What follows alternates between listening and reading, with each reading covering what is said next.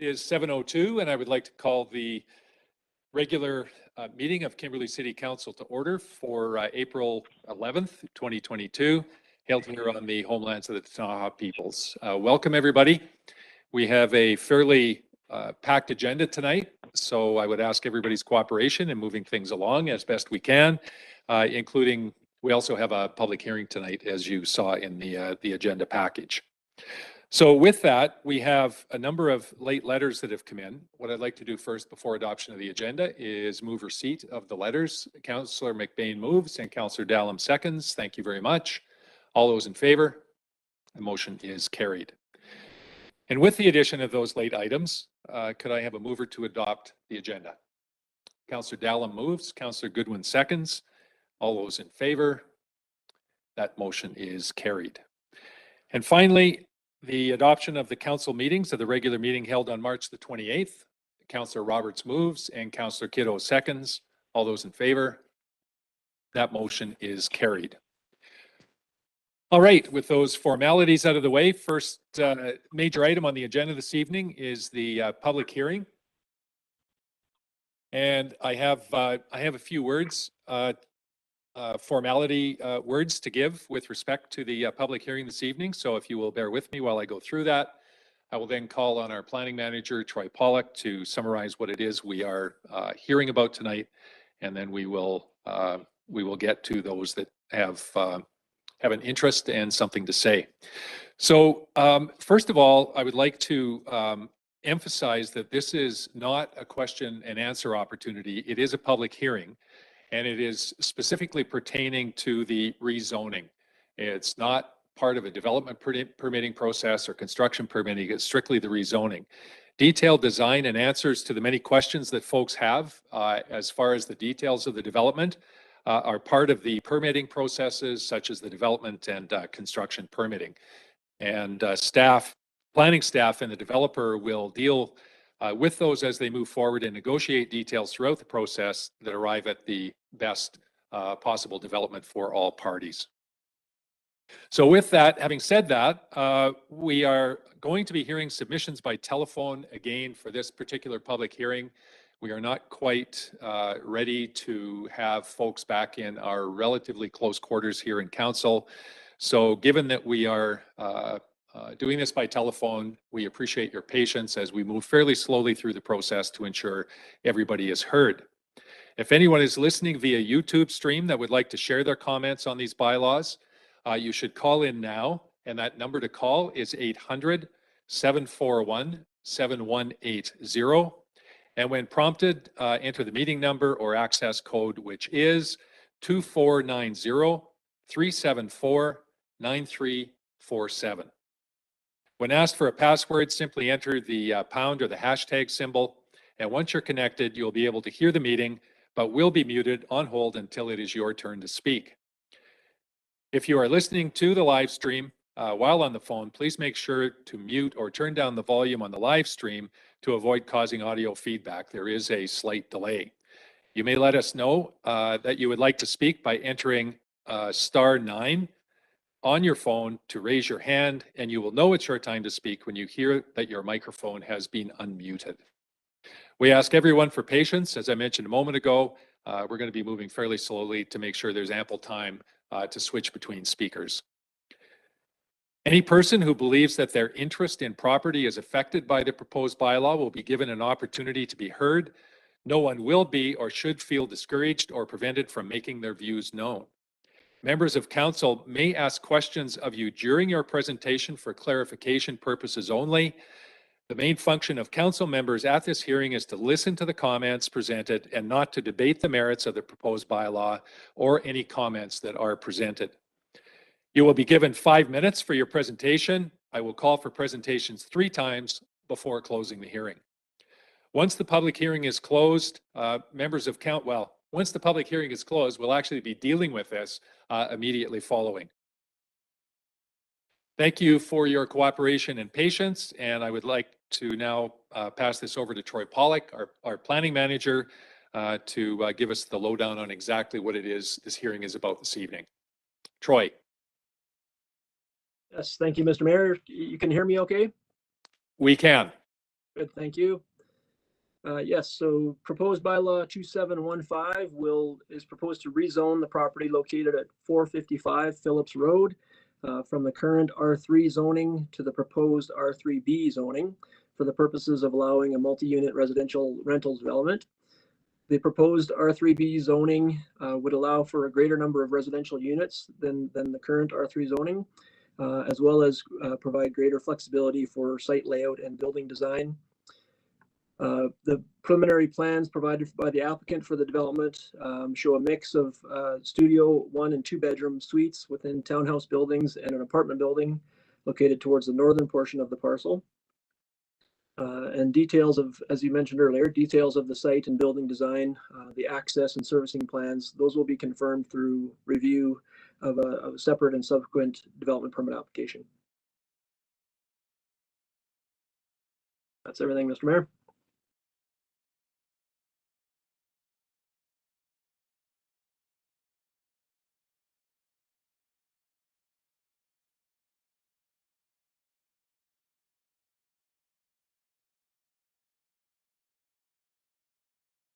I can't hear you, Mr. Mayor, if you're speaking. Thanks, Troy. Turn my microphone off so that I wouldn't be making any noise. So it's important to note to those that have sent in written submissions that council has received copies of all of those submissions and had them for review prior to the hearing this evening.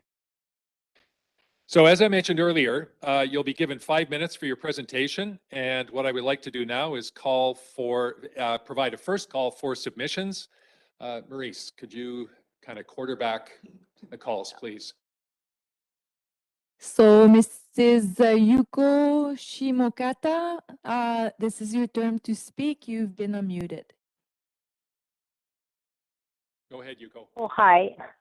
Okay, hi. I'm a resident of the Main Street, go towards the school, and then I don't like this plan with mainly 4 reasons. First of all, having a 4-story building up there, the scenery to the Rocky Mountains is going to be blocked. Like that was one of the reasons I decided to reside this location address, and then I'm from different countries, and I love that Rocky Mountains. And then it's going to be very disappointing for me if you guys build a 4-story home, and then all the renter can see the Rocky Mountains, but not for us. So that was my first reason. And then secondly, it will be the safety reasons. I know when the school opens and then also school ends, I see a lot of traffic jam on this street. And then plus the school doesn't have enough parking spot. So then I see that sometimes students have to park on this main street while they are attending a school. So it's busy street already, and then having the 46 units up there, and then plus it's dead end. So that's going to cause a lot of traffic jam, and then it's included, it might be ended up with a car accident. And in fact, for a few years ago, school bus was slipped on the black ice and then going to backwards, and then it hit the city's I think that was a forklift or something, and it wasn't a big accident, but if there's more people using the street, I would expect there's going to be a more safety issue there. And then plus some of the students riding a bicycle to school or walking to the school, and then that would be cause more safety issue to the students, which I would like to avoid. And then third of all, wildlife issue. I see there's a lot of wildlife living here, the deer or elk, bear, and even cougar. And then by having new builds there, we will basically destroy their habitats.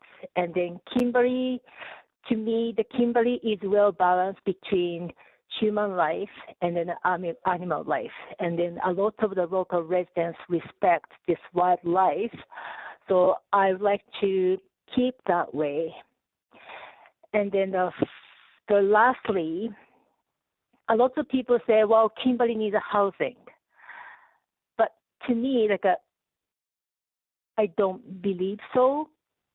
Like there's a lot of new building is built on a ski hill, and then there's a Forest Crown, and then there's a Sullivan subdivision. There's a lot of space, and then there's a lot of new built there. But the thing is, this property was sold the people out of province, and then so in fact, like during the fire and then COVID, those owners out of BC, they cannot rent it out. So actually those rentals are empty while a lot of people in BC is looking for housing. So which doesn't make any sense to me. So if you guys open up those new property to BC people who really need their housing, then I believe we can accommodate that. And then also there's one empty lot in just by the plateau. I don't know what's going there. Rather than having a 4-story building here, I think it's make more sense to having a new rental property down there. If you guys really need housing, but I don't think it is. So that's my presentation. Thank you. Excellent. Thanks very much, Yuko. We appreciate your comments. Next up, Maurice.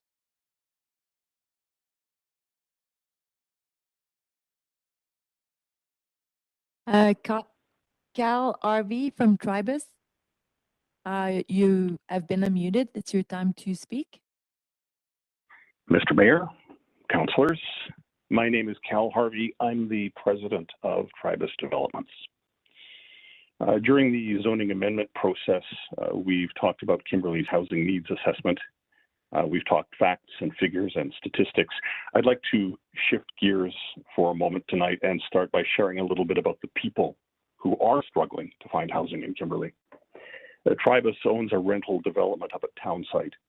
We recently advertised a 2-bedroom suite that will be available at the end of this month. In 12 hours, we received 32 applications. We shut down the portal after being deluged with 56 applications in 36 hours. That's an average of 1.5 requests to rent every hour for one suite. Who wants to rent? The applicants include teachers and a community health nurse and several senior citizens who can't find anywhere small and accessible to rent in Kimberley. A single mom applied. She's been looking for a place for almost 3 months without success, and she has just over 2 weeks to vacate the basement suite she's been renting for the last 4 years because the house sold. There's a doctor considering a 1-year locum in the Kimberley area, but having second thoughts because he can't find a place to rent. We can't adequately house our seniors and vulnerable citizens. Professionals who are essential to the physical and economic health of our community are struggling to rent. Kimberley is a small town that has a big city housing problem. We're trying to help fix that. In your agenda, I believe there is a slide summarizing our community engagement. I'd like to speak to some of the feedback that we received as well as some of the comments in the letters to council. Let's kill the conspiracy theory first. We are not building 70 or 80 or 90 units. Our development model has consistently proposed 46 small purpose-built rental suites. We've been very clear in communicating that to council, to city staff, and to the community. And comments about where the ATVs and trailers and other toys will be parked reflect a fundamental misunderstanding of who is struggling to find housing in Kimberley. And I can assure council that no one who has rented from Tribus has ever showed up with a motorhome and a boat and towing a trailer full of toys. Some pronounce the current R3 zoning sufficient because, hey, 23 units are less than 46, right? But let's actually think this through. R3 allows for 23 large 3 or 4 bedroom homes. That's what we can build right now If each home is occupied by 2 parents and 2 kids, that's 92 new residents. We are proposing 46 much smaller homes to meet the needs of a different demographic, a mix of studio and 1-bedroom and 2-bedroom suites.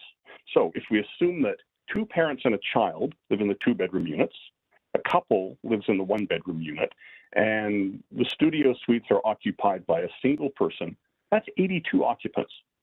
455 Phillips, rezoned and developed as we propose, will introduce 10% fewer new residents to the neighborhood than what we would be allowed to build right now.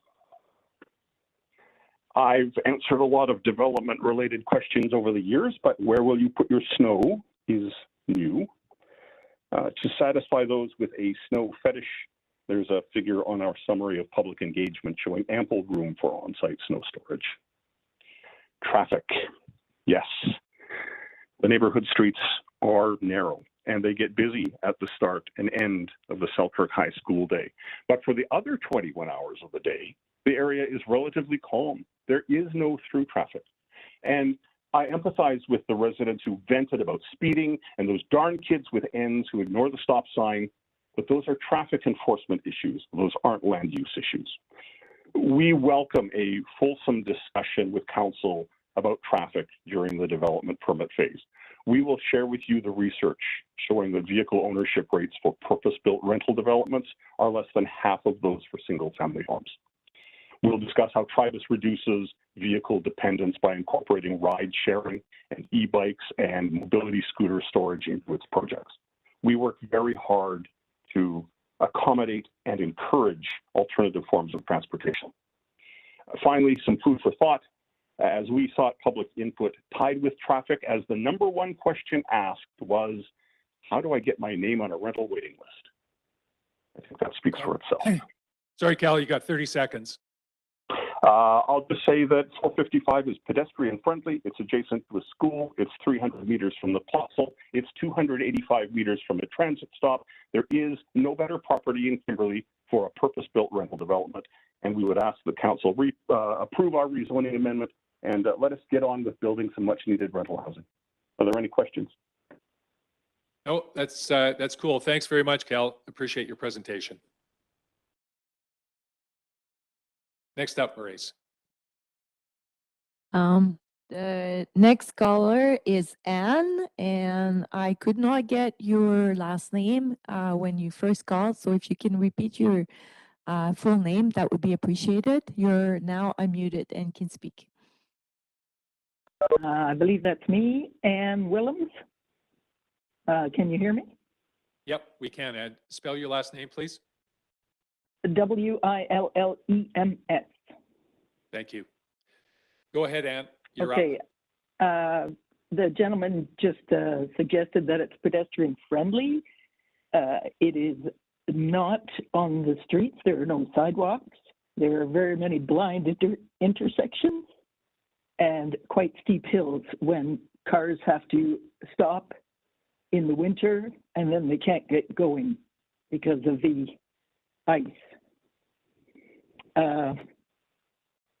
And the other things I voiced in my letter, I think that the zoning that it has now is sufficient. He suggested, he talked about all the people applying for rental units in his town site development. Clearly, perhaps he should make a bigger development in the town site. Yeah, the rest of the things I voiced in my letter. So thank you. Okay, awesome. Thanks very much, Ann. Appreciate your input.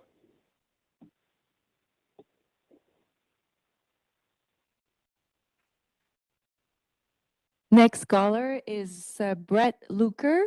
You're now unmuted and you can speak. Hi, Brett. Go right ahead. Can you hear me? You bet.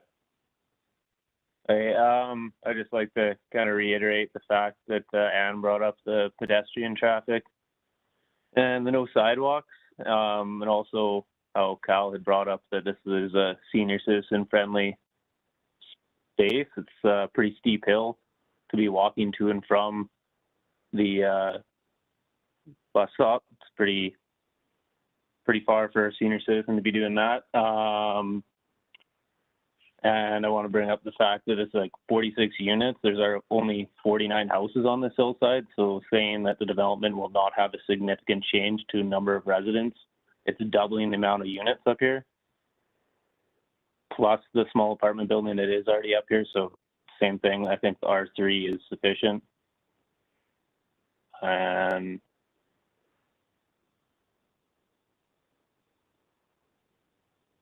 that's about all I have, really. All right, excellent. We also have your letter as well, Brett. Yeah. Yeah, you bet. Thanks for your comments. Much appreciated. The next caller is Brian Mullen. You're now unmuted and can speak. Go ahead, Brian. Thank you very much. Good evening, everyone. My name is actually Brian Mullen. Briefly, I'm in total support of this project and the zoning amendment, and for very basic reasons. If you read the housing needs assessment from last June, there's a couple of numbers that stand out. The first one is from the study. They found 35% of Kimberley renters live in housing that is unaffordable. The second number is 29% of people who were surveyed said they did not always have enough money left over for necessities every month after paying housing costs. Those numbers are indicative of people in Kimberley who are struggling finding affordable housing. And I believe this project is desperately needed. When I look at the official community plan, I see that the project as it's proposed ticks a lot of boxes from what the city is looking for. Higher density, a variety of types of housing. And I think that the thing to note with this project is these are rental units. They're not units for sale. If you look at the large developments that are on the go in Kimberley, the Archer Developments project at the old school site and the Tai project in Forest Crown, those units are for sale and they will be in the hundreds of thousands of dollars. These rental units are servicing a part of the market in Kimberley that desperately needs more supply. And I am all for this, and I actually commend Tribus Developments for taking the initiative, acquiring the land, spending the money to actually bring these units, which we desperately need. And that's all I need to say on this topic. Thank you. Thanks very much, Brian. Appreciate your comments. Next up, Maurice.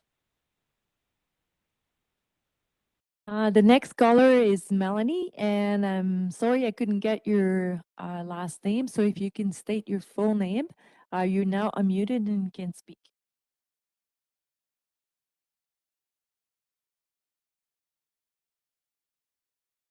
Are you there, Melanie?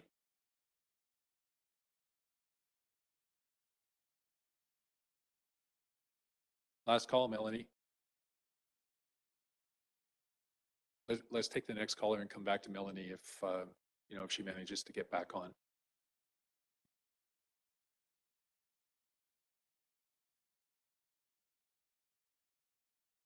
The next caller is Blaise Shaw.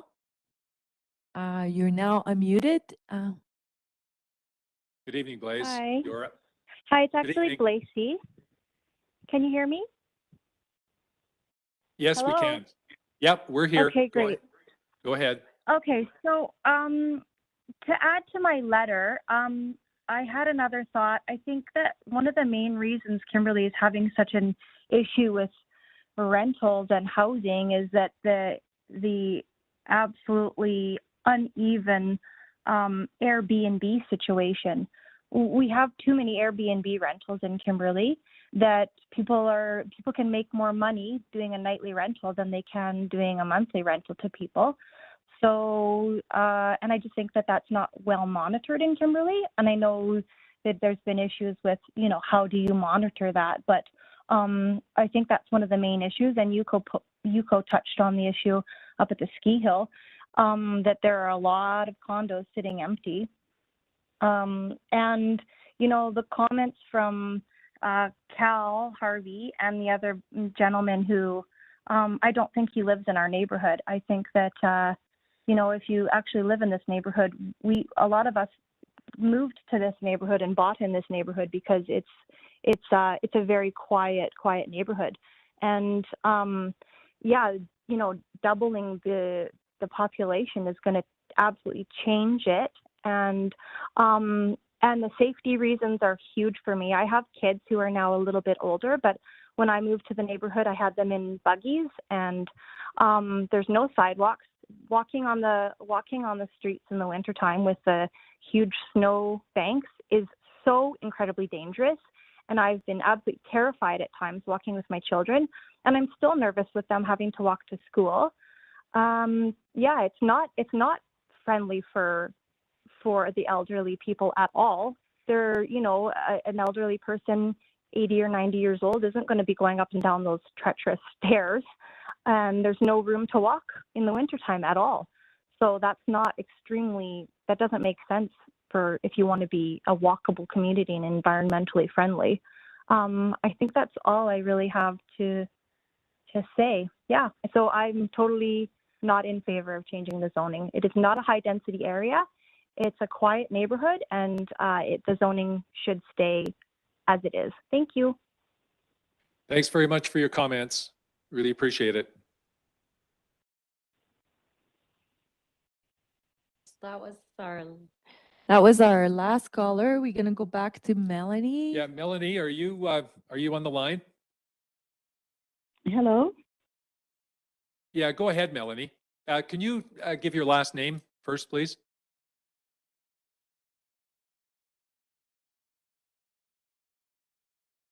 Melanie, are you there?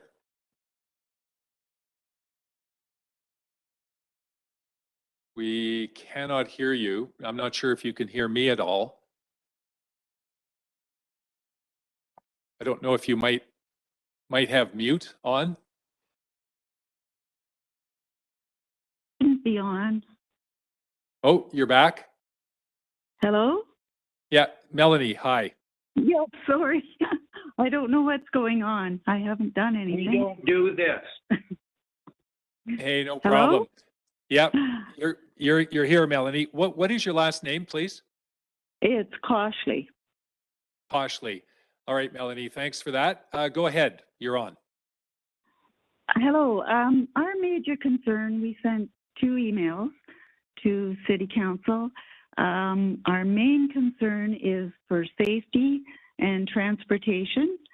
And I had written an email in November 21 saying that I was already concerned with traveling up and down this hill, that it was unsafe for pedestrians mainly, students and residents. And given the topography of the hill was the answer I was given by someone from the city planning. And they said that at the time, given the topography of the hill, that this would be difficult to resolve. And if I had any suggestions, to make them known. Well, I'm not an engineer, but we know the streets are narrow. And in 2 places on both Spokane Street and Halpin Street, doesn't look to me like they can be widened at all. So we're not really sure if city is planning on doing anything about making those roads wider. I noticed that the developer also said that e-bikes and pedestrian friendly would be the way of the future. We ride e-bikes, and it is very dangerous going down and up this hill, even in the summer when there are no school traffic coming up and down. I sent an account that I did one morning of the traffic in front of the hill, and there's an incredible amount of traffic, and it's just increased every year since we've lived here. And it's large traffic as well. We also think during the construction phase that that would be unbelievable with all the trucks and heavy equipment coming up and down the hill. And it's a one-way dead-end hill. There's no other way. You have to come up, you have to go down one of the two streets. And both streets, we've measured them roughly. They're narrower than most residential streets in Kimberley. They're even narrower than a lot of cul-de-sacs. The winter is a whole nother problem. And that's our main concern, really, is for safety and transportation. Thank you. All right, excellent. Thanks so much for your comments, Melanie. Glad you were able to get on. Not sure what the gremlins were there, but you were heard loud and clear. Thank you. Thank you. You bet. Bye-bye. Bye. Do we have any other callers, Maurice? There's no other caller, Mr. Mayor. All right, thank you for that. So that was our first call for submissions. I will now call a second time for submissions from anyone who has not yet been heard. Hearing none, I will call a third time. All right, with no further submissions, the public hearing for proposed bylaw 2715 is now closed. Thanks everybody for your comments and cooperation and patience as we worked our way through this evening. Hopefully we'll be able to get back, in person for some of these public hearings soon. All right, moving into the regular agenda tonight. First up, we have the 455 Phillips zoning bylaw amendment. And the resolutions on the floor are that council approve third reading of bylaw 2715. Could I have a mover, please? Councillor Dallum, thank you. And Councillor McBain seconds. All right, discussion. We'd like to go first. Nigel, go ahead. Already had a few concerns about this project at the last bylaw, the first two readings, but hearing the public feedback tonight, that's kind of really been confirming to me. I went up and had a look at the site over the weekend, and I have to agree that I think the R3 zoning is probably adequate. Looking at the proposed development there, it seems very much out of proportion with the other development that's going on. I agree we do need some additional rental stock, but I don't think we need to solve Kimberley's rental accommodation problems all in one foul swoop. I think under the R3 zoning that's currently existing, we could get a good amount of units up there already. That's all I've got to add. Thanks, Mr. Mayor. Thank you. Appreciate that. Councillor Kiddo. Councillor Roberts, go ahead. How shall I frame this? It's a difficult hill to live on. It doesn't matter whether you're a homeowner or whether you're an apartment dweller. The piece that is important to me is that when we look at this little valley that we live in, we have a town that's about 3 blocks wide and 3 miles long, and we've managed to adapt ourselves to the side hills and learned how to live with that. And we've learned how to live with the snow removal. And every time we do a new development, there's a new development arriving at City Council to decide how we're going to remove the snow, how we're going to deal with the width of the road, how we're going to deal with that. It's not like any one of these things is done in isolation. I've been hearing about this shortage of rental for going on 7 years now when I first had a young person come to live with me. And it became very clear to me that we have a tourism business issue and that is the fact that we have a lot of businesses that require the servers to work in their business. Small people or people who have a small income, people who make their living as servers, people who have no likelihood of owning a house anytime soon, and people who need to have a place to live. It's the same wherever there is tourism. There is no place for these people to live unless they come in at 6 and 7 to a room, to a house. They can find a house like that. The reason that we don't have people wanting to rent houses right now is because they've had to take 6 or 7 of these young people into a house, and that's not good for the house. So I am firmly in favor of giving this an opportunity. It's generally walkable for a person who needs to rent. For the most part, seniors who are mobile still have a car. If they're not mobile, they generally are living in a seniors care facility or with their family. If you look at young singles, those people usually have children and they can walk.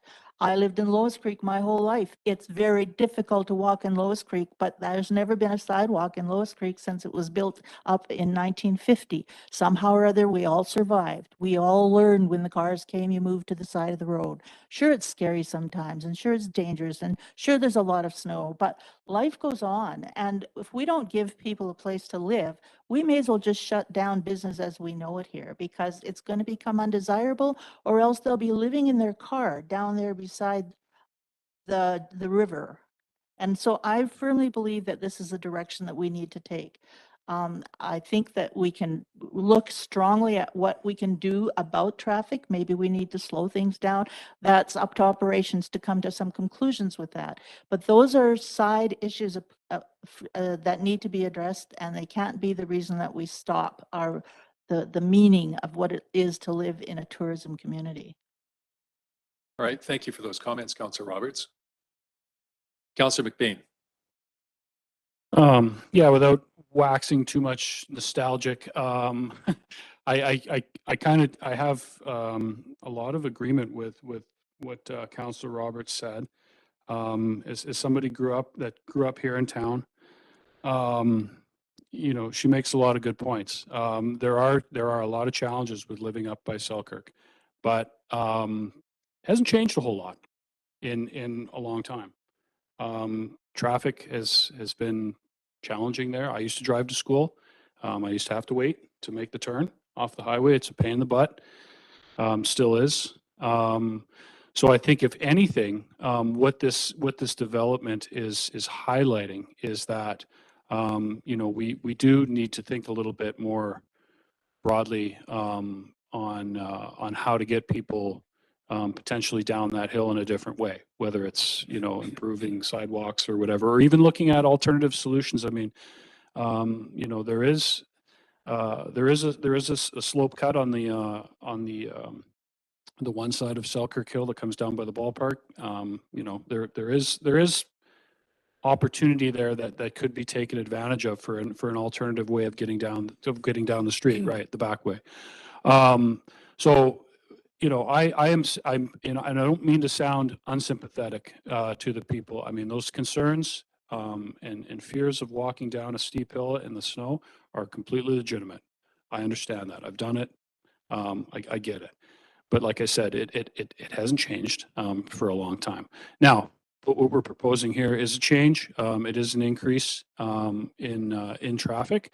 So I do really think that we need to take that seriously. I think we need to think a little bit more strategically than trying to fit things within the box that's currently there. So I think that's my biggest point. Is I'd really like us to try to as a group, and we're not going to solve this today, but try to think of some alternatives. But from the zoning perspective, I want us to keep in perspective one thing I thought was important that Cal said.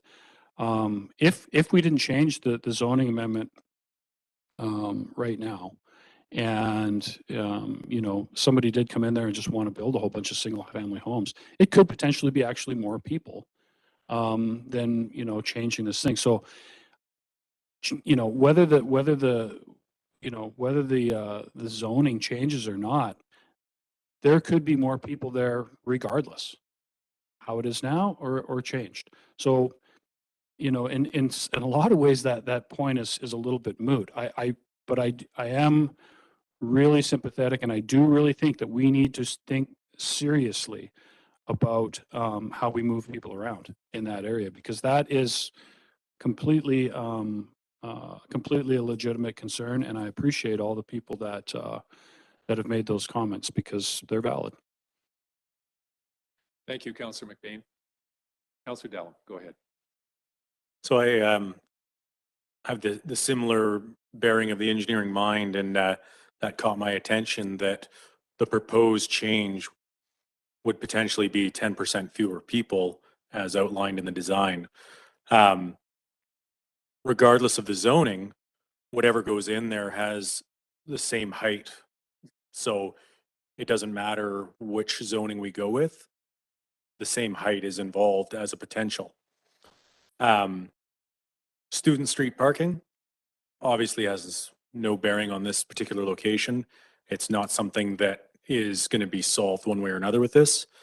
One benefit that is a harsh benefit to the town is that with these multifamily units being spread out through Town Site, Selkirk Hill, everywhere else, we're not going to get a ghetto of low-income housing and basically a rotten seed in the city.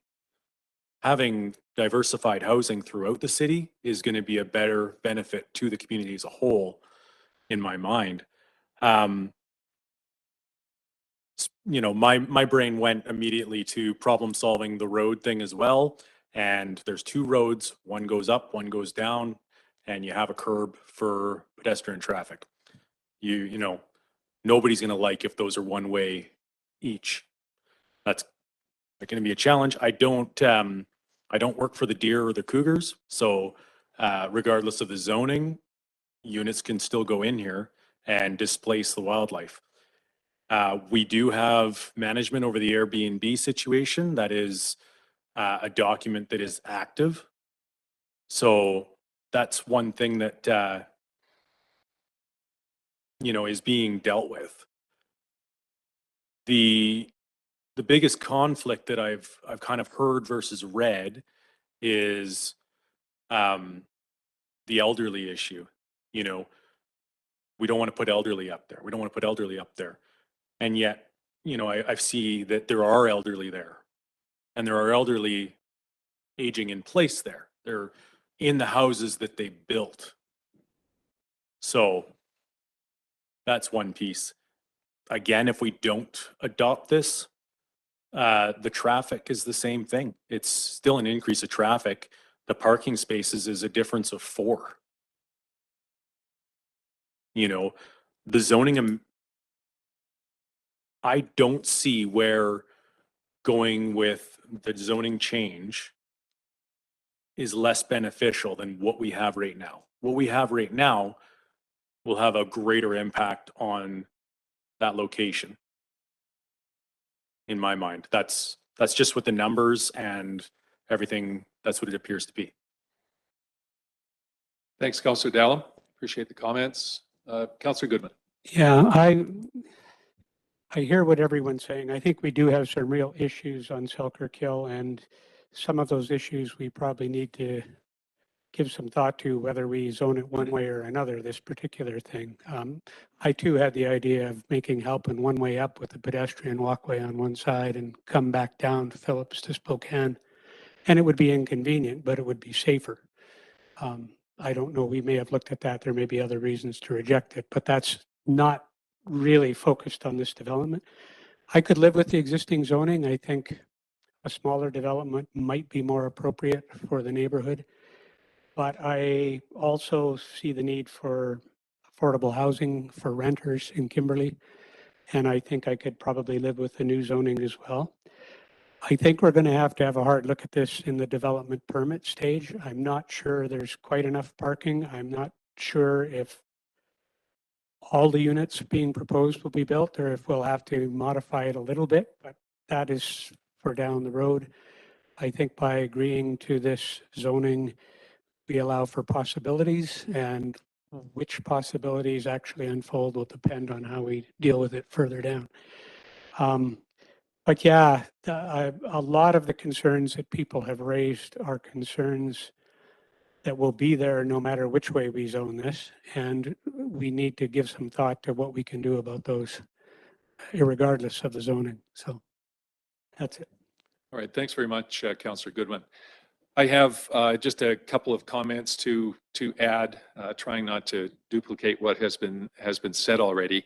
So first of all, what I'm hoping is that this is the first of what's going to be several multi-unit rental buildings that will be going up in Kimberley. 46 units isn't even remotely close to satisfying the demand that we have out there right now.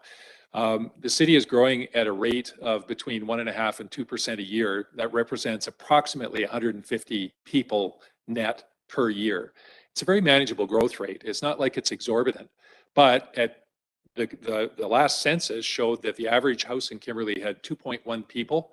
And if you do the math on that, it represents, I think the number is 76 new dwellings each year to account for those 150 people. Only once in the last 10 years have we ever had more than 76 dwellings. So all of our inventory, whether it's houses that are for sale or rental units that are out there, has been completely absorbed. We're sitting at as close to a 0% vacancy as you can get. And the problem here is just simply supply and demand. We have to build, we have to have more inventory. We have to have more buildings, and we have to do it in a way that allows us to live smaller, because that's the only way that we're going to get to affordability. The cost of building is the cost of building. And living in a smaller footprint is an important way to do that, in particular in a multi-unit setting. I think it's important also to make the point that development or change, development or otherwise, in a particular neighborhood or community drives change. There is no need to change for many of the concerns that come up.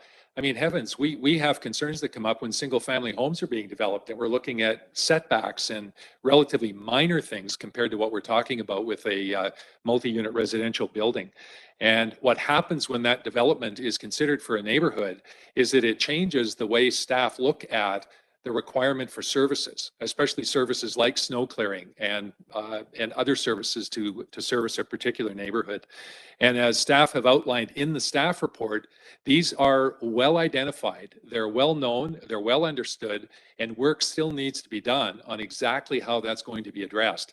And in fact, a lot of the issues that have been brought up, as was mentioned by a couple of councillors, these issues of snow removal and streets, narrow streets and so on have been there for a long time. And in fact, this development may in fact be the catalyst to resolving some of these problems that we in fact can have some control over. So I think that pretty much covers the points that I had wanted to make.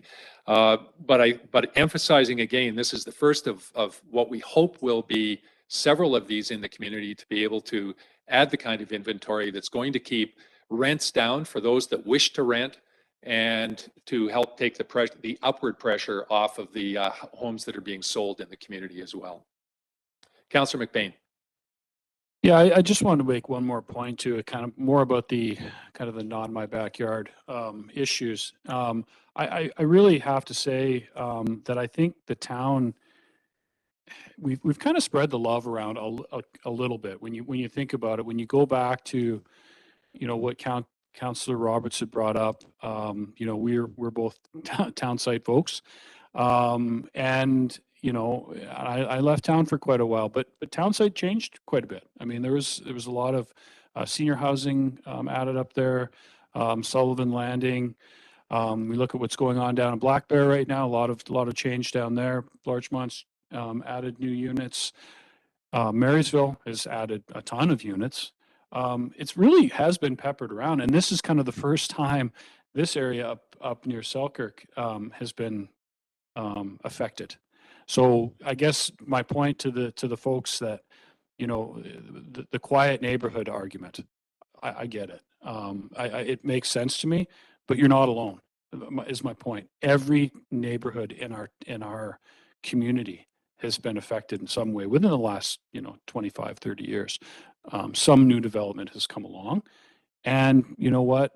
We've learned to live with it, and we've learned to accept it, and now it's just part of our daily life. So, you know, I guess this is just to just reiterate the fact, and I think everybody around the table here has acknowledged, we hear everybody's concerns, and they're valid, and you know, we want to address them, but just keep in mind, it's not the only neighborhood that could potentially be or has been affected. So just before I call the question, I also would like to point out that senior and elderly are not the same thing. Senior, kind of by definition, CPP being what it is 65 and older. And we're not talking elderly, I think in my mind is probably 80 and older. So I'm part of the former, not part of the latter, and look forward to the many walks that I take across the community. Okay, with that, I would call the question. All those in favor of third reading? Any opposed? Councillor Kiddo is opposed. The motion is carried. And finally, that Council adopt bylaw 2715. Could I have a mover, please? Councillor Roberts moves and Councillor McBain seconds. Any further discussion? All those in favor? Any opposed? Councillor Kiddo is opposed. That motion is carried. All right, thanks, folks, for the great input and conversation on that. And thanks to everybody who took the time to write the letters and give us your feedback this evening. Staff have taken notes on all of this, and will be bringing all of the concerns you have forward as we move into the development permitting process. Okay, next up we have bylaw 2716, which is the Kimberley Solid Waste Regulations and Fees bylaw. And this bylaw is moving for adoption. Councillor Kiddo, thank you. And Councillor Dallum seconds. Any further discussion on this bylaw? I think we've had several in the past. Call the question. All those in favor? Any opposed? That motion is carried. Next up, we have the zoning amendment bylaw 2709, which is for 2665 Warren Avenue. That would be the proposed development at the Western Lodge. And the motion is that council approve third reading of the bylaw. Mover, please. Councillor Kiddo moves and Councillor Dallum seconds. Any discussion? Any further comments on this one, Troy? Yeah, I'll just confirm a couple things. It's been a while since council has seen this this item. This was one that had went through a few different public hearings because of some problems that we had with the notices, but there was no impact or no submissions from neighbors, except for I believe we had the one letter of support. This item has been waiting for approval from the Ministry of Transportation. And we did receive their blessing to proceed with the rezoning, should council choose to. And we received that on March 31st. They did have some comments and concerns on the access. There's multiple access points from Warren Avenue to the site, and they've worked out a plan with the applicant to kind of coordinate that and reduce the number of access points there. So with that, they're sufficiently happy to allow us to proceed with the rezoning, and we'll be able to work with the applicant on some later development permit stages to make sure that gets properly implemented. So the stage is clear should council wish to proceed with third reading and adoption here. All right, excellent. Thanks very much, Troy. Council, questions or comments? Hearing none, call the question on third reading. All those in favor? Any opposed? Motion is carried. And finally, that council adopt bylaw 2709. Mover, please. Councillor Goodwin, thank you. Seconder, Councillor Roberts, thank you very much. Any further discussion? All those in favor? That motion is carried. Thanks very much, Troy. Don't go away. We have another development variance permit up, and that is for unit S400 Stemwinder Drive, which is the former commercial space in the Mountain Spirit complex. This, I think, is we approved the majority of this a couple of meetings ago. And this is coming back on, I think, a single unit that was still open for, you know, some approvals, I guess, leading up to this. So what I'll do is put it on the floor, Troy, and then you can kind of fill us in on where that is. So the motion on the floor is that council instruct the corporate officer to issue notice to neighbors of 400 Stemwinder Drive on the intent to vary section 6012 of Alpine Resort Zoning Bylaw number 2016. Councillor Kiddo moves and Councillor Dallum seconds. Troy, go ahead. Yes, thank you, Mr. Mayor. Yeah, you had the basic summary correct there. This is essentially phase 2 of the proposal that council previously considered to renovate the 2 commercial units on the main floor of the Mountain Spirit Resort building that were initially developed for basically the empty shells for a future restaurant or a future spa space. And as we know, those developments never proceeded. Those spaces were never improved for those uses. So phase 1 of this was previously approved by council to allow for renovation of 8 units.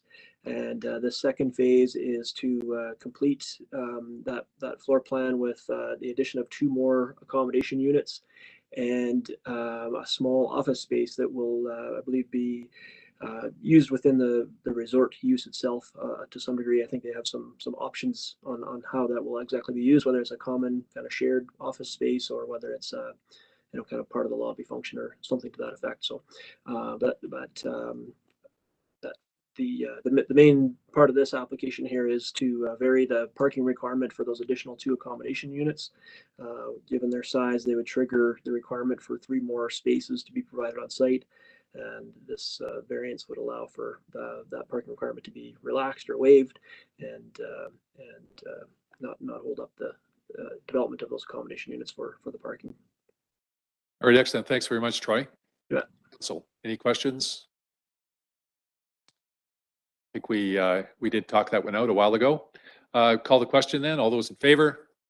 Any opposed? That motion is carried. All right, thanks very much, Troy. Next up, pardon me, item 3.1 under new business is the report from council on the increased building height and density considerations. So first of all, so I think it doesn't say that on here, but we should receive the report. Does that make sense? Yeah, let's do that to start with. Could I have a mover to receive the report? Councillor McBain, thank you, and Councillor Goodwin seconds. All right, discussion. Troy, are you going to just speak to this, or is there somebody else on the line who can do that? Yeah, you can hear me now? Yeah. Yeah, good. Yeah, I will speak to this. I do, before I do though, I do want to acknowledge especially our planner, Justin Cook, that put a lot of time and effort into this, consolidating all of our comments, which was comments from others in the planning department, but also folks from fire and operations and building inspectors, of course. So Justin did an excellent job of kind of pulling this all together for us, and you know, both Rick and myself and others had some input on kind of editing and pulling it all together at the end. So it was a real team effort on this. So yeah, it's fairly lengthy report, but I do want to just kind of provide an overview. I know that council will recall that there was a notice of motion supported by council at the February 14th meeting to look into ask for a report from staff on the considerations of allowing increased building height and density to try to help improve the housing affordability situation in our community. So this report outlines kind of as a background context section, outlines a number of the basic considerations that we would review on development proposals or in considering housing proposals. And it breaks down just kind of how we regulate building height in town in terms of the bylaw, the zoning bylaw, height restrictions, provides a comparison of how height is calculated or determined in our two zoning bylaws. There's actually a different height calculation there, and factors in differently. A lot of there's a range of building heights allowed in different zones that we review. Another determination that's set out in the zoning, and it's not actually set out in each zone, but in many of the zones where we see multi-unit residential or commercial buildings, there's a density measure that's called floor space ratio. So that's intended to help drive building scale and massing, and allow a certain amount of floor area relative to the overall lot area. So in some ways, that's as much or more of a limiting factor than an actual height limitation in some cases. There's also site servicing and system-wide infrastructure capacity considerations that we review, and depending on a project, with how many units or how high the building is, there may be different considerations, and it can even trigger the requirement for upgrading or upsizing off-site infrastructure to accommodate a proposed development. Of course, there's lots of different building code considerations that can change depending on the scale and size of the building. And there's also fire department consideration, and in terms of their ability to access a project or access a property for fighting a fire, their ability to access sufficient water supply for fire suppression efforts, whether they can get their equipment to and from the site sufficiently, what the topography is like, what the construction type is, that can really drive a lot of the fire department considerations there in the review of the design. I'll point out, I think you guys know, I believe he's in the room there with you, our Fire Chief Rick Prasad contributed obviously to this report, and he may want to expand on that section there. I also, so we point out a number, like I said, the range of considerations that we look at. It's all part of the wider development review process. Some of these things are considered at a zoning review stage, leading into a development permit stage. And sometimes, as you know, there's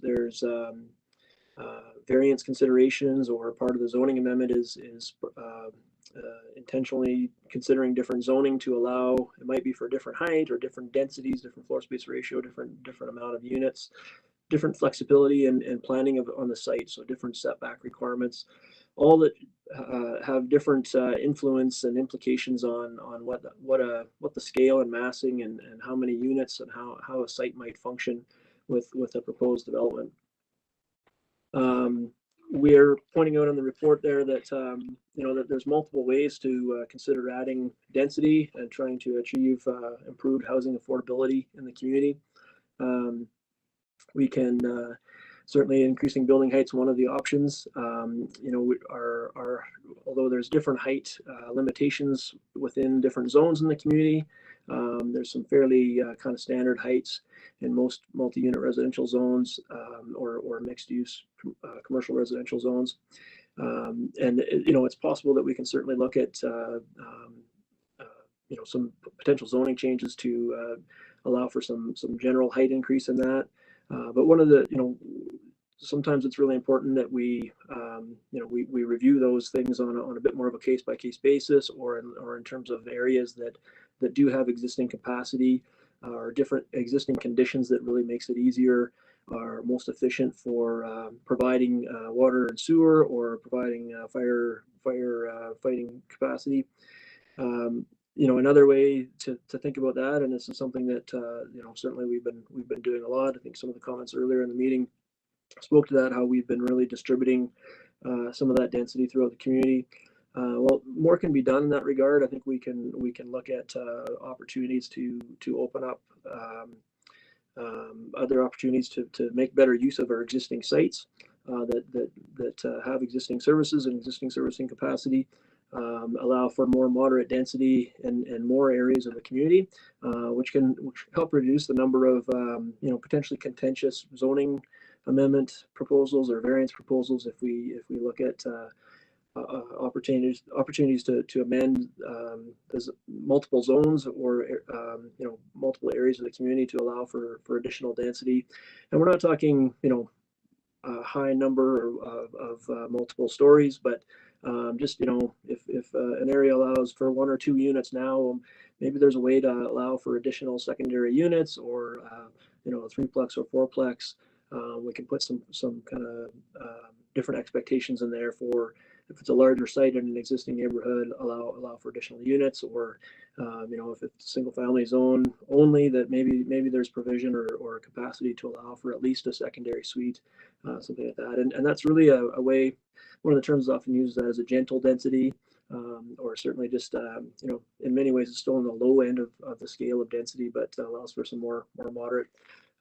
We do have we still, although we've been making really good progress in the last few years to diversify our housing supply, we're still like many communities in Canada and North America, really predominantly single family residential development, and even single family zoning is pretty predominant in our community. So that's one of the ways that we can really help to improve housing affordability, is by providing more options throughout the community, and helps to just further diversify that housing supply, and some considerations too around some of the things that come up in some of our public hearings or variance considerations, is just how do we deal with trying to encourage smaller units.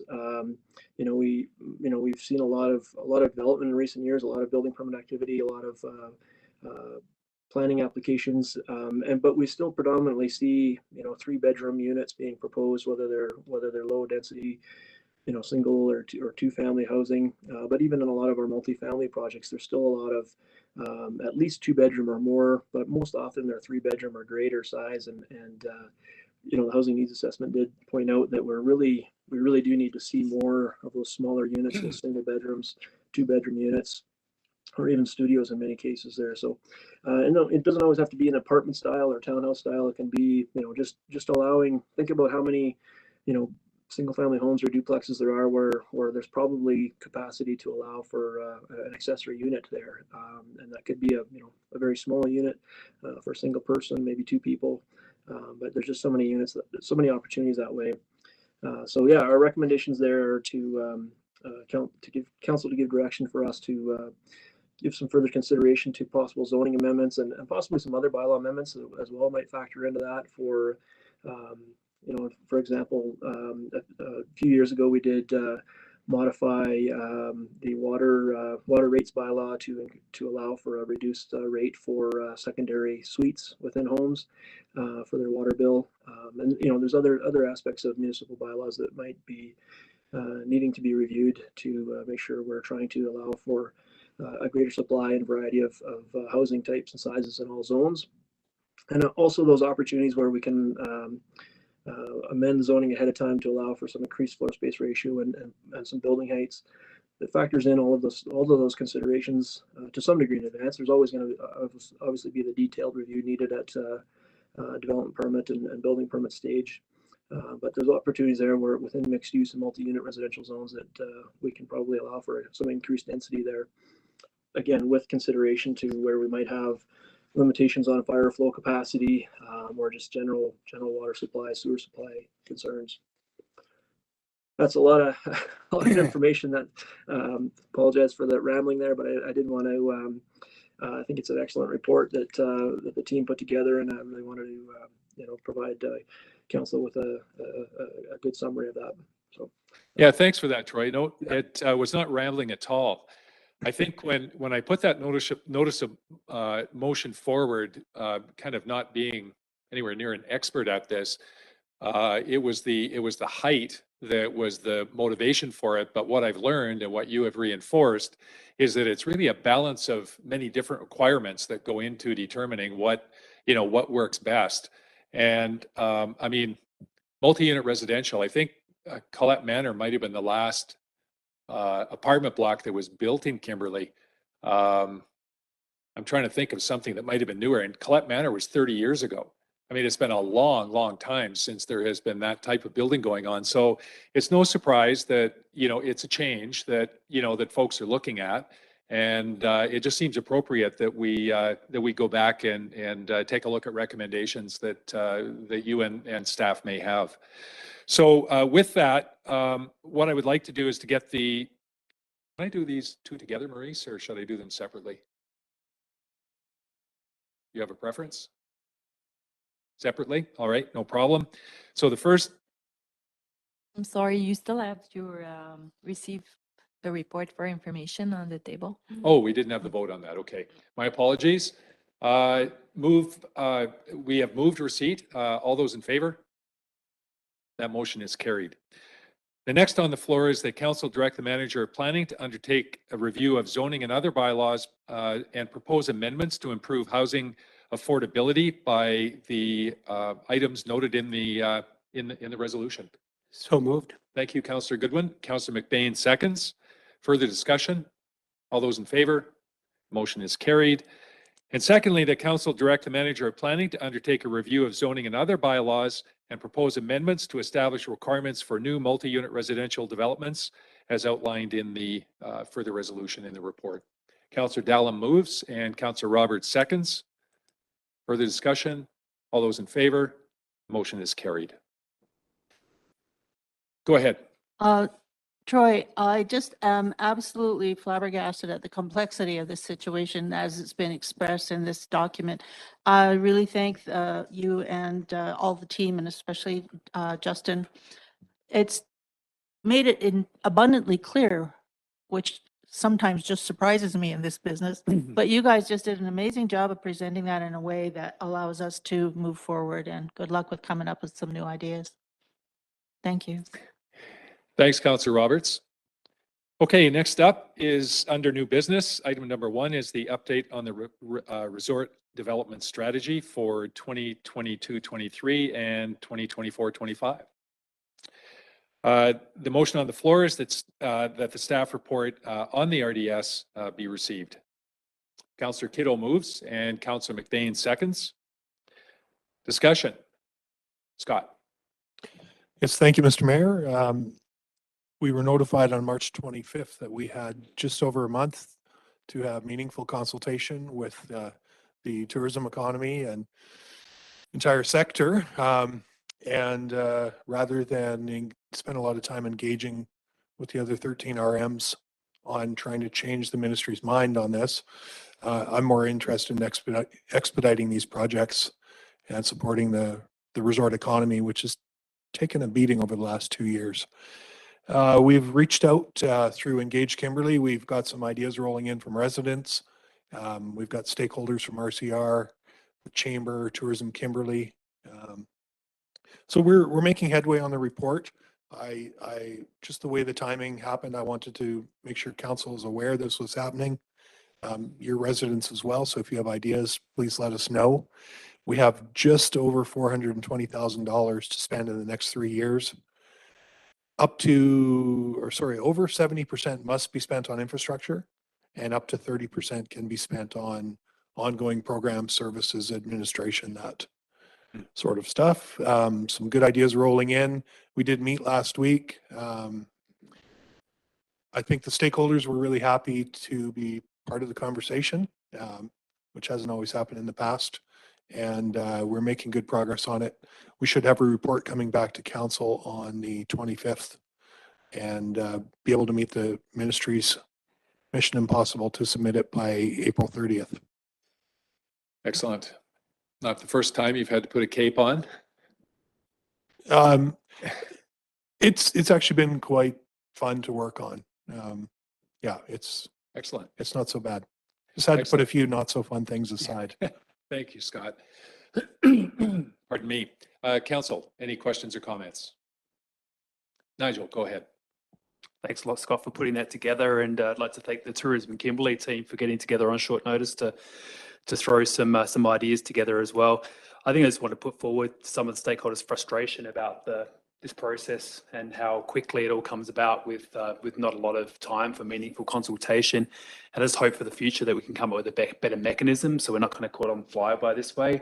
I kind of feel like Tourism Kimberley could probably take on a little bit more responsibility with the consultation piece now that the governance there is looking a lot stronger. So just a desire in the future that we just don't get caught wrong-footed when the province pulls this on us.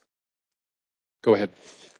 Yeah, I mean, it is incredibly frustrating and a short turnaround. You know, one thing that occurred to me is having a tourism infrastructure master plan and having that wish list prepared years in advance would be very helpful. We could be consulting, you know, as soon as the previous resort development strategy is done, we could start consulting. However, the province always has us on bent knee asking for the money every 3 years and providing measures to justify the continued existence of the program. So they're never quite sure, or they make us feel insecure that the program will continue. And so that's possibly why we haven't done that in the past. As well, you know, TK has come leaps and bounds. And I think both organizations are more functional now than ever and can work together. Go ahead, further. Yeah, I think that's probably somewhere where TK can help out in the future, is gathering some of that information, some of the proof that we need to, so we don't have to get down on both knees, maybe just one knee at a time or something like that. But I think hopefully some of that money can go towards collecting some of those information that we need to support some of the projects and with that resort development strategy. Just point of information, over the last 3 years, there was money put aside for measurement and it hasn't been spent. So part of the report that's coming on the 25th will be about an update on the carryovers from the previous 3 years as well. All right, awesome. Thanks very much, Scott. Further? Call the question. All those in favor? The motion is carried. Next up, we have the updated management plan for the Kimberley Nordic ski area. And the motion on the floor is that council approve the updated management plan for the Nordic ski area as attached to the report dated April 11th, 2022 from the manager of planning, and authorize the manager of planning to submit the updated plan to the province. Councillor Kiddo moves, Councillor Dallum seconds. Discussion. Troy, can you kind of give us a summary? By the way, this was I thought this plan was really comprehensive. I thought it was easy to read. It covers all the salient points. It was just a nice job done all the way around.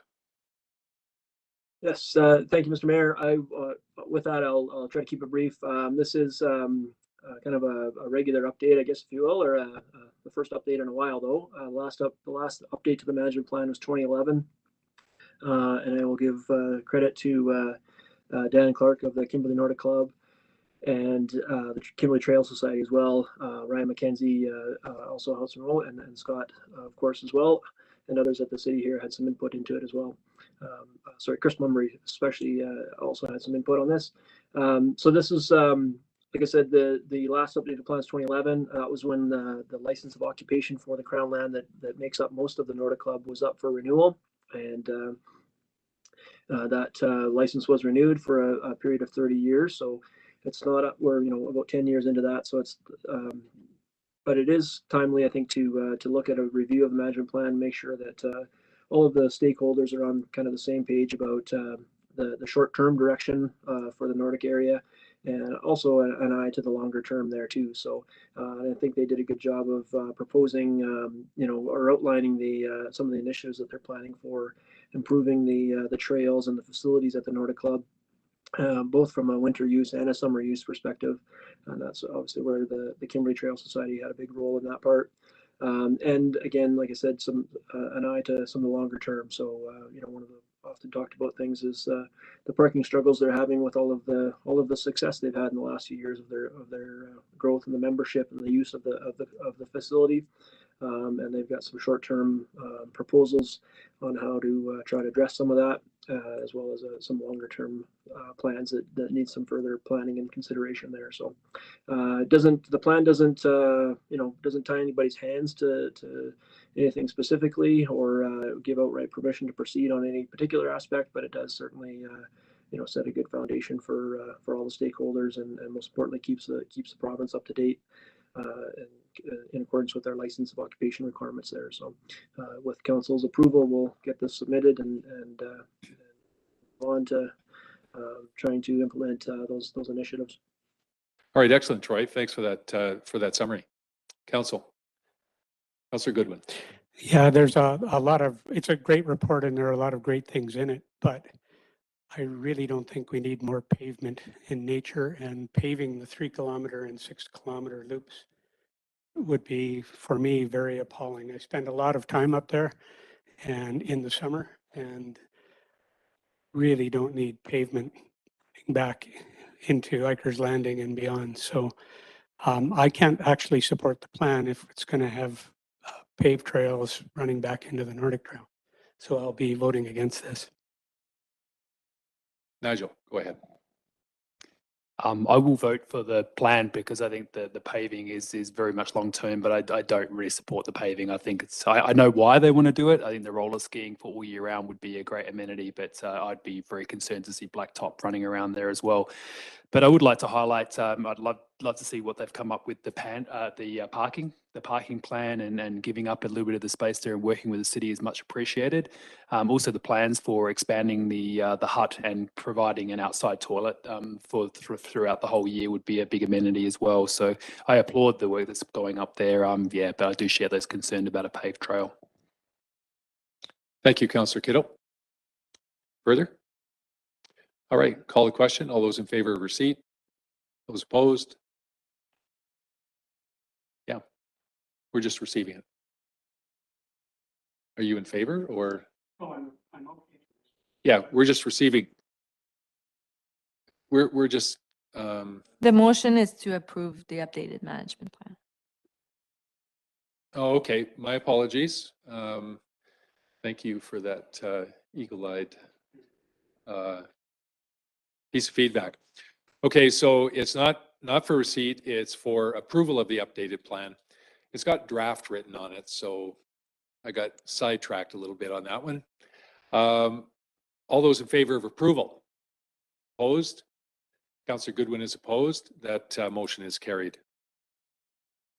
So just further comment on that, I think as was mentioned by Troy a little bit earlier, Kent, there is opportunity to kind of massage as we go forward with this. So I fully expect that will be an item. Yeah, and so do I, but I thought one vote against sort of flags that issue, and we'll keep it for review. So yeah. You're such a rebel.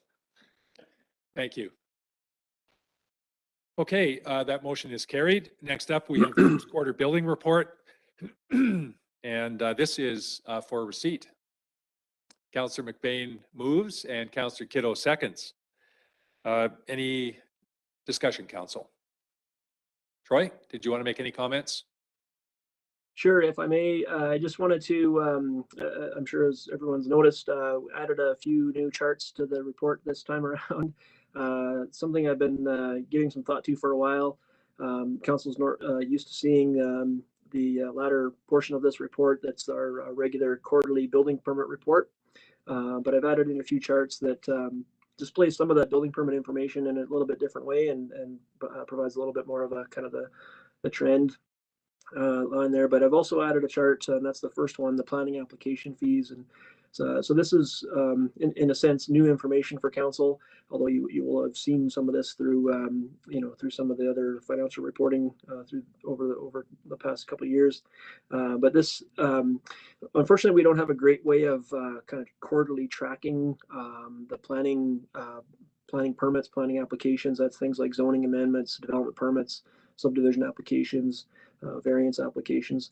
But we do obviously track the permit revenue from that. So that's an easy way to kind of break down, and it does kind of show a similar trend there over the years.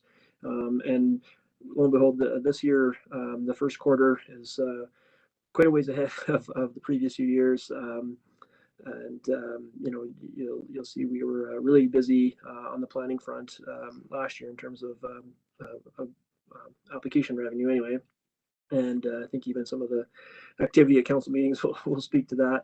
One thing I'm kind of curious about is just how that reflects over time in building permit activity there. So construction values again, building permit front, we're having quite a good first quarter. The numbers of permits are in and around the same range as they have been in the previous few years, but certainly the construction values, and that's also reflective, of course, of the cost of construction nowadays. And new dwelling units, we're right on track as from last year in terms of new dwelling units in the first year. This chart just gives us a good sense of what we've done in the previous few years here. So, and I'll just point out, if it's not obvious, those bars are cumulative. So the yellow bar is the cumulative total of all 4 quarters at the end of each year there. So, and then the rest of it is just like I said, our regular building permit report that your council's accustomed to seeing. But I'll try to keep I'll keep tracking that and thinking of maybe a few other indicators that we can report on a quarterly basis for council's information. The graphs are awesome, Troy. Thank you. Pictures worth 1,000 words. And while the detailed report is, is good for digging out detail, this summary view is really good. Just excellent. Thank you for that. Councillor McBain. Yeah, you kind of stole my thunder there, Mr. Mayor. But I was going to say the exact same thing. Just having those cumulative bar charts really does paint a nice picture. And it does tell a story. I mean, just to illustrate that, you can see the effects of that we had. You can almost see the effects of that COVID had in that one stretch there in 2020, like where there was a little bit of a slowdown there. But yeah, really nice visual for us. That was all I had to say. Thanks. Sorry about that, Councillor McBain. You will have an opportunity to get even, no doubt. Okay, call the question. All those in favor? Have a seat. That motion is carried. Next up, we have, believe it or not, election 2022 is in the offing. In fact, it's getting so close that we need to appoint a chief election officer and a deputy chief election officer. And the motion on the floor is that Maurice Leroux, our corporate officer, be appointed chief election officer, and that Vicky Lucas, our executive assistant, be appointed deputy chief election officer. Could I have a mover, please? Mr. Mayor, may I ask you to do them separately, just in case we need to make a change at some point in the year? Well, maybe we should take the names out too. Just in case. Okay, no, fair enough. So first on the floor is appointment of chief election officer, Maurice Leroux. Councillor Goodwin moves, Councillor McBain seconds. All those in favor? Motion is carried. And secondly, that Vicky Lucas be the deputy chief election officer. Councillor Kiddo moves, Councillor Dallum seconds. All those in favor? That motion is carried. Okay, and finally, that council authorize that compensation for the additional time spent by the chief election officer and deputy chief election officer on election duties be banked in accordance with the policy EMPL 016, and further as identified in the full motion in the staff agenda.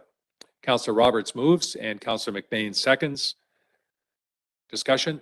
All those in favor? The motion is carried. Putting on an election is no small feat.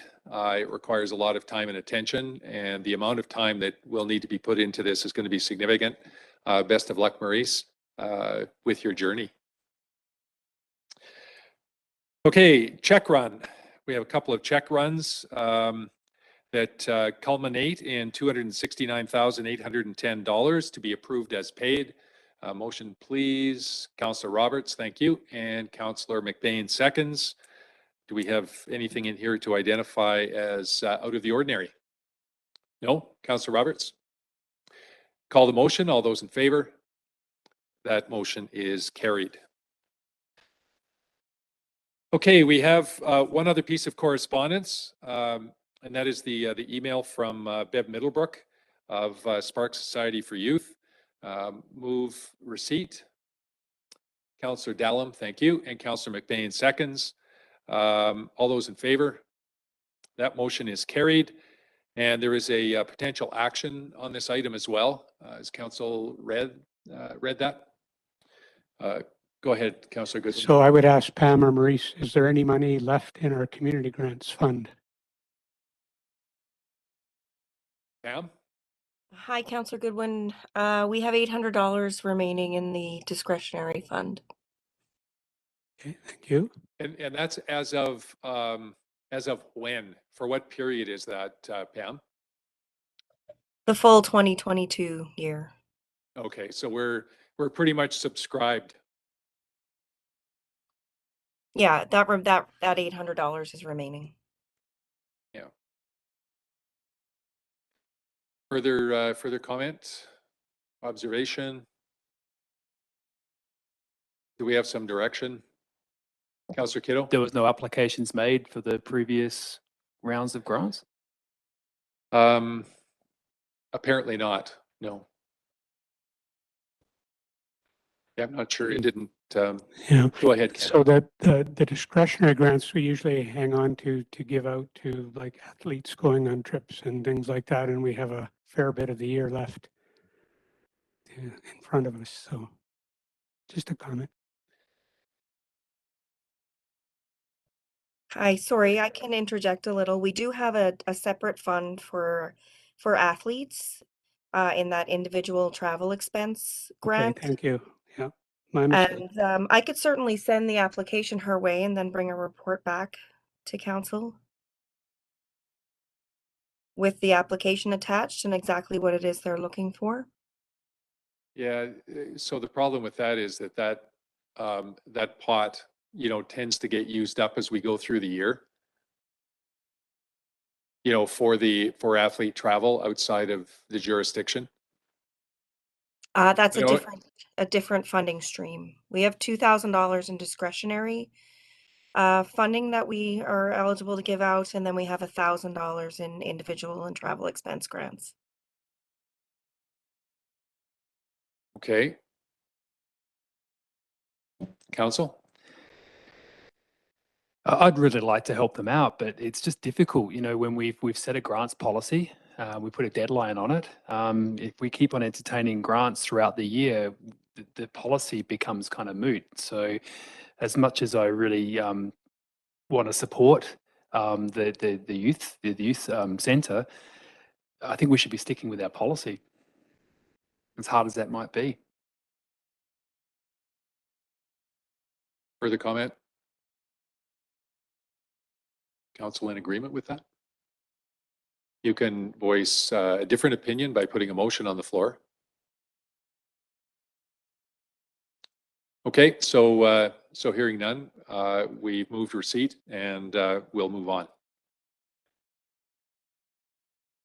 That is the last item. We're going to move on now to question period.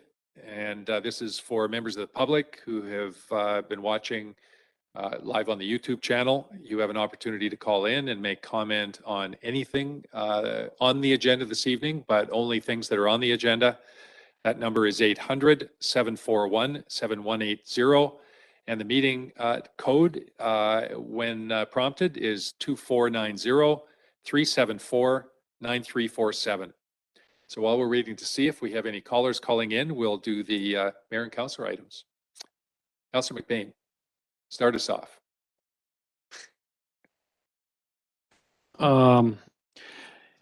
Well, I was supposed to, I had a Chamber of Commerce meeting that was scheduled tonight, but we have a lot of April birthdays in my family, myself included, and my mom made me dinner tonight, so I had to go to that.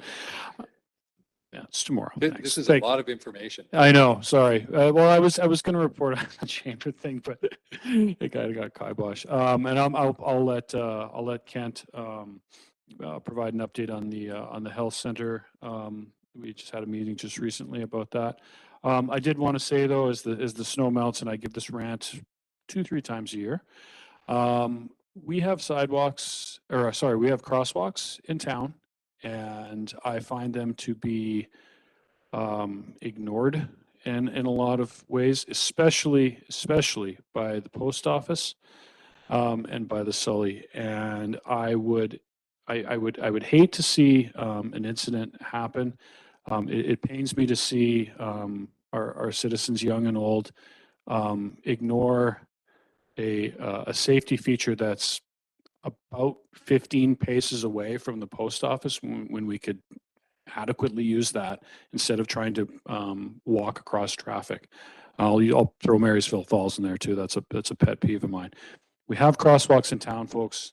Let's use them. It's the safest way to get across the street. I know I know we're a small town, but yeah, it's a huge pet peeve of mine. Tell your friends, and try to set an example. So I will leave it with that. Thank you, Councillor McBain. Councillor Goodwin. There is a fair bit going on with the Health Center Society. We had a long meeting with an advisor from the Columbia Basin Trust, from their nonprofit advisors program, Wendy Booth. We're expecting her assessment document this week. The CBT generally does not work with health-related organizations, and we are trying to make the case that the health center could be more than just a health center. It could be a health center plus, and that it's worth them sort of paying attention and getting involved and helping us with that. But we will see over the next few weeks if they're willing to do that. We may have a new manager to replace Wayne Keever, our retiring one, but the contract isn't signed, so I'm not going to say any more. And we have been asking for new board members, for people to come and join our board. We've had a couple of people express interest, and we're vetting them now. And if more people would like to get involved with the health center, please let us know. And there's lots to do up there. So yeah, that's it. All right, excellent. Yeah. Good work. Thank you. Councillor Roberts. Thank you, Mr. Mayor. The only thing I have to report on is a meeting with the Nature Park Society. They have met in person, which is kind of nice for a change. And they have working on some committee terms of reference, which is nice to see.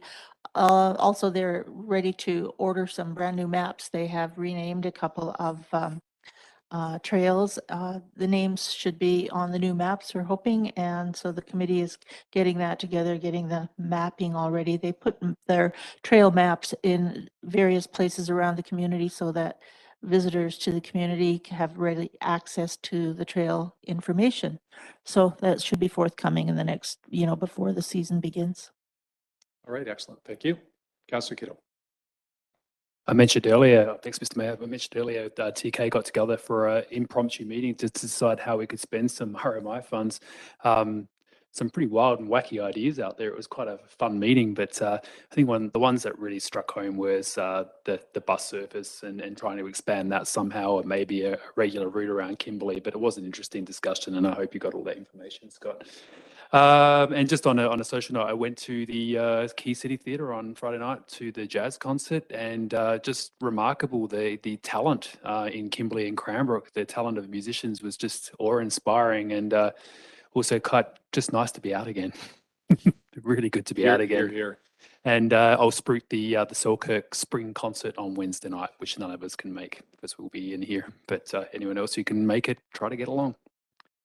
Thanks, Nigel. Councillor Dallin. Thank you. So as stated, in the correspondence there, the Fall Fair is happening.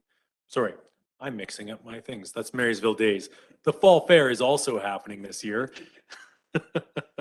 Hopefully the Sparks youth can work with the Lions on the Marysville Days. So Military Ames is also doing their spaghetti dinner for the first time in a couple of years. That'll be on the 23rd. Tickets are in a few businesses around town. It's been posted on Facebook, and hopefully that kicks off with all the newfound vigor of being out and about again. As far as official stuff, tourism, the Trail Society has hired an executive director to help with their ever-expanding program, and it's a beautiful piece of success. So that's exciting to have that come on board. One thing not so nice is there's been some cases lately of people not getting along very well and not being able to keep their opinions to themselves to the point where they've been distracted and run into parked cars and other incidents. So I'd like to remind people that as adults, we have to lead with more than words. You know, we need to, you know, not harass other people, not discriminate, and actually lead with a better example for our youth and fellow community members. So avoid driving into parked cars while you're upset with somebody else's decision to express themselves. And, you know, just do better. You know, you're not the past of what you were, regardless of whatever that was. So we can all make better choices going forward and continue to enrich this community. All right, thanks very much for those words, Councillor Dallum. I have a few things to update council on, activities over the last couple of weeks since the last meeting. I attended Key City, not the jazz event that happened this past week, but the gala a couple of weeks ago or 10 days ago that was all about raising the curtains. I believe the whole thing was called Raise the Curtains.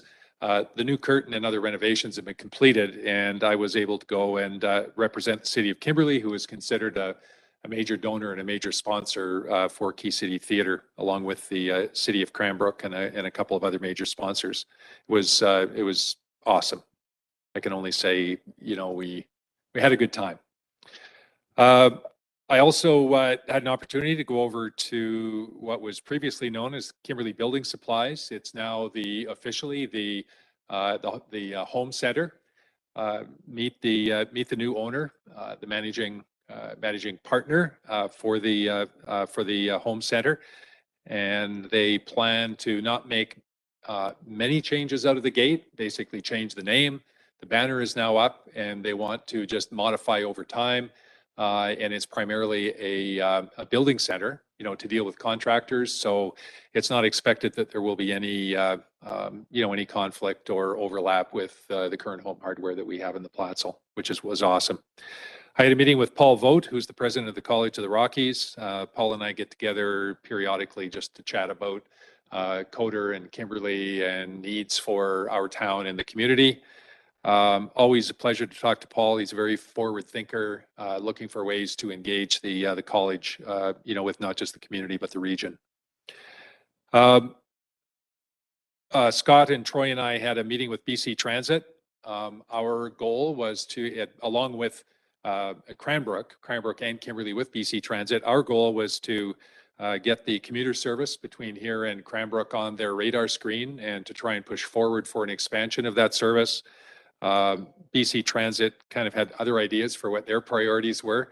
It wasn't the most productive meeting, but we are definitely on the radar screen and have an opportunity to push, you know, advocacy forward on that. I had a meeting with Tech to further conversations about expansion of the Tech lands between the buildings and the transfer station as a location for the Kimberley Business Park. Those conversations have been ongoing for a long time, and we are starting to get some traction with one or two companies that have come forward as potential anchor clients for that space. I attended the Tourism Cranbrook AGM, where they presented the tourism master plan that they've been working on for some time. They had hired a consultant to help marshal them through the process, and they were presenting the results of that that evening. And they've done a nice job, actually a really nice job, and have a 5-year plan for how you know, how their tourism marketing is going to unfold. It was RDEK last week, so Thursday and Friday we're taken up with RDEK meetings. I'll pass out the summary when it comes out. There really wasn't anything specific to Kimberley on that agenda that that is noteworthy for council, but I'll make sure that you see the summary when it comes out. I met with a neighborhood rep from the Norton Avenue 200 block who have some concerns about the Swan Playground. Wanted to express what those concerns were. and you know, had a relatively good meeting. I think the message is the playground's going ahead. The proponents have kind of cut that back to what's a playground now, as opposed to an amusement center, which is kind of what was presented a couple of years ago. And you know, while a number of the residents don't like it, I think they understand that you know, this is a worthwhile project that's going to go forward. I've spent actually quite a bit of time. I don't like to spend a lot of time on Facebook, but I have spent a lot of time there with the Best Small Town contest that the CBC has had on. For those who have not been paying attention, we have been successful through 4 rounds with Invermere, Rossland, Fernie, and Nelson. And this week we move on to a competition with Soyuz. This is the interior final. I have no idea what happens after this one, but this week is a Soyuz. So first and foremost, bragging rights. Although in all seriousness, I think this has represented an opportunity not just for Kimberley, but for the whole East Kootenays to get some visibility within BC. We're not all that well known on the Lower Mainland. They don't even know that we're on Mountain Time for the most part. And so, so I think this is an opportunity for us, especially after the year we've had with the quad going down and kind of all of the really tough tourism cutback in tourism we've had. It's an opportunity to really build, you know, a summer. So I have actually have an interview tomorrow with CBC that's gonna go on Vancouver media to talk about why we're so awesome. So that's great. It's fun. I know a lot of people don't like it. They have expressed some negative views, but at the end of the day, it's kind of a fun thing. I also met with Jim Webster. Jim wanted to talk about Round the Mountain and the orienteering championships that are coming up in June. Basically, he was complaining rather vigorously that we have a major issue with both of those events, and that is that we have nowhere for people to stay. Accommodation the last 2 weeks of June is completely sold out in Kimberley. So he was wanting to talk about advocating for an overnight campground, in an urban overnight campground, where folks coming for events like that could stay for a night and move on, or stay for 2 and move on, no long-term stays. So we had an interesting conversation around that.